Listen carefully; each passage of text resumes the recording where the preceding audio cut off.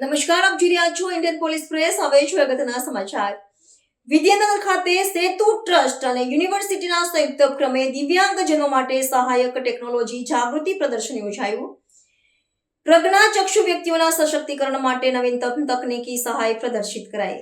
વિદ્યાનગર સ્થિત આદિશંકરાચાર્ય હોલ ખાતે દિવ્યાંગજનો, ખાસ કરીને પ્રજ્ઞાચક્ષુ વ્યક્તિઓ માટે સહાયક ટેકનોલોજી જાગૃતિ પ્રદર્શન અને કાર્યક્રમનું સફળતાપૂર્વક આયોજન કરવામાં આવ્યું હતું.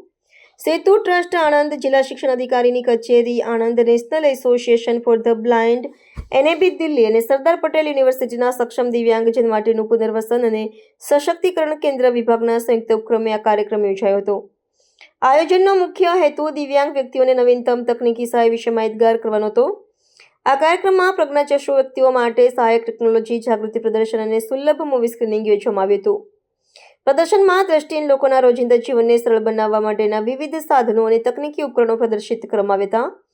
આ તકે વક્તાઓએ વર્તમાન સમયમાં તકનીકી પ્રગતિના માધ્યમથી દિવ્યાંગજનોના જીવનમાં આવતા હકારાત્મક પરિવર્તનો પર ભાર મૂક્યો હતો અને તેમને આત્મનિર્ભર બનવા માટે પ્રોત્સાહિત કર્યા હતા. વિવિધ સંસ્થાઓના સહયોગથી આ કાર્યક્રમની સફળતા સુનિશ્ચિત થઈ હતી. આવા પ્રદર્શનો અને જાગૃતિ કાર્યક્રમો થકી દિવ્યાંગજનોને તેમના કાનૂની અધિકારીઓ અને ઉપલબ્ધ સરકારી યોજનાઓ તેમજ આધુનિક સહાયક તકનીકો વિશેની મહત્વપૂર્ણ માહિતી મળે છે.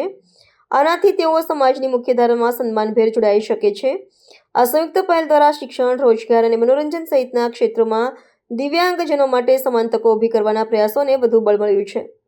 આ કાર્યક્રમ દિવ્યાંગ સશક્તિકરણની દિશામાં એક પ્રેરણાદાયક પગલું પુરવાર થયો હતો.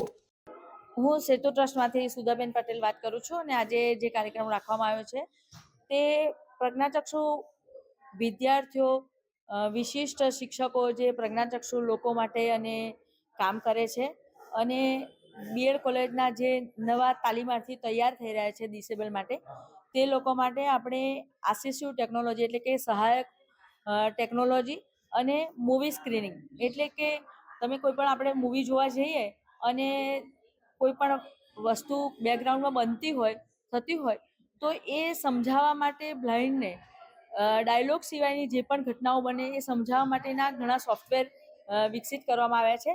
તો આવા એમને રીડિંગ, રાઇટિંગ અને મૂવી સ્ક્રીનિંગ માટેના જે સોફ્ટવેરો છે એની તાલીમ આપવા માટેનો આજનો કાર્યક્રમ છે.